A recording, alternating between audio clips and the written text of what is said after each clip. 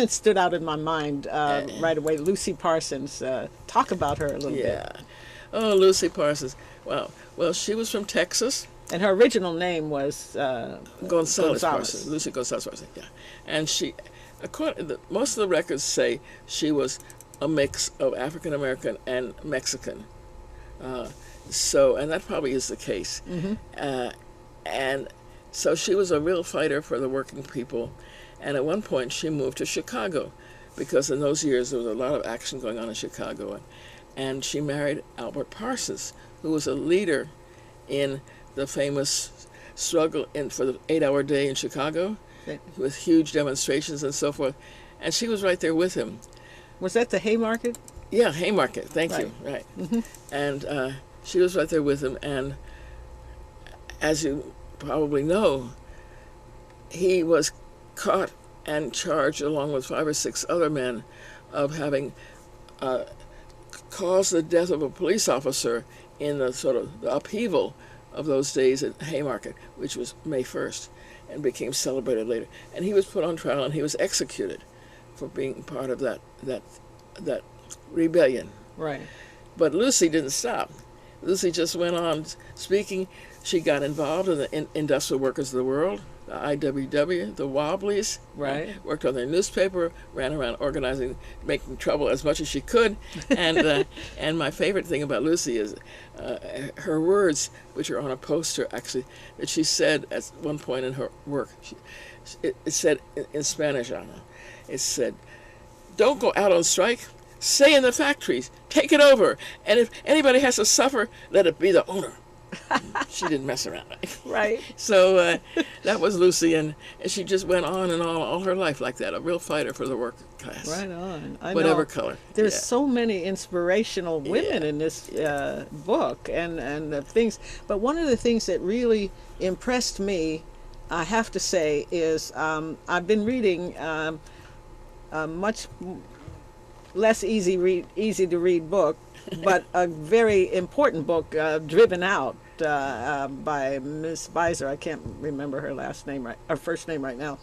And it talked about how the Chinese were dealt such a terrible deal in just in being driven out. They were lynched, they were burned, they were just horrors committed against the Chinese. And, and when I'm reading it, I'm saying, well, my goodness, I had no idea that the Chinese suffered as much as Africans, and they had the same things done to them as we had done to us.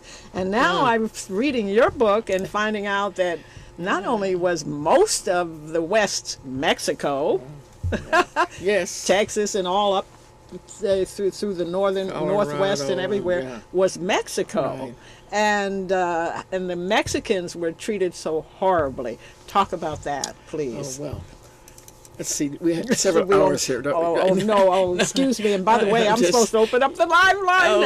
Any questions people might have. A few quick points. 621-4473. You can call and ask any questions you like, but proceed. Well, just to start. The War on Mexico, 1846 to 1848, which ended up with a takeover of half of Mexico under the Treaty ending that war, was started with a fluke. Like the weapons of mass destruction today, from Iraq. What happened was that first the United States government wanted to buy some of Mexico. Mexico said, no way, Jose. And so then President Polk did a setup that would justify going to war, which is he sent some U.S. troops across the line recognized as the border, and they entered Mexico, and the Mexicans fought back. And President Polk went and told his cabinet, "We've been invaded, war." See what I mean? It was just a completely provoked thing to justify invasion. Mexico had just 10 years earlier... to justify occupation.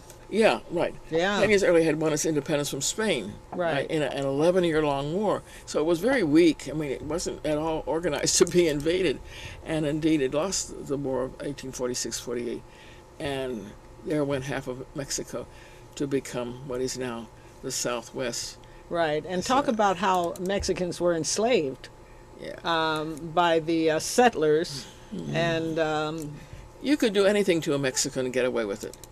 Literally, you could steal their land, and which the U.S. government, even where there was land officially held by Mexican farmers, who had documents to prove it and so forth. That land was taken away by sneaky lawyers very often, and also by force, just by force.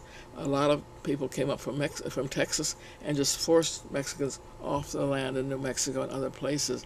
Uh-huh. And then when they started coming here to work as farm workers, which of course is still going on now, the pay was terrible, the housing was non-existent. People literally, and this is very recent, died of the heat and working on the farms and not being allowed to take a rest. Now. There have been a couple of deaths reported. Right now. So it goes on. It's like, huh? Whose country was this? And I know, it's like the Mexicans say, we didn't cross the border crossed us. You got it. You got it. But and then it's just so outrageous that Mexicans were I think in the book you said there was 50,000 cotton workers. Oh yeah. And we thought we were the only ones. Oh. I'm afraid not, huh? Yeah. No. Oh. No, and yeah, it was. There was testimony in Congress at some point to justify something about the amount of the wealth in Arizona, which was largely mineral, that had been created by Mexican labor, and it was just a real. So it's very similar, to the African situation, to the natives, indigenous people situation, and to the Asians, the Chinese, particularly the Chinese, and it's.